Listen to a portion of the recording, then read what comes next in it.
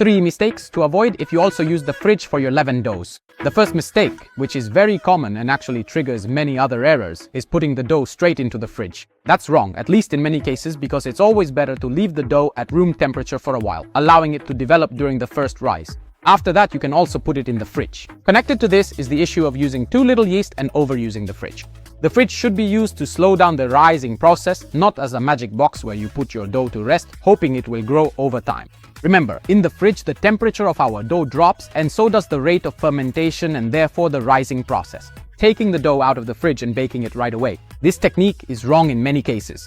This can cause quite a few problems. First of all, because a cold dough probably hasn't risen enough before baking, and also because the low temperature of the dough means that if we use high baking temperatures, as is typical with pizza, the result at the end of baking is a chewy texture, since it hasn't cooked properly. So don't bake the dough while it's still cold. Let it come up to temperature a bit first.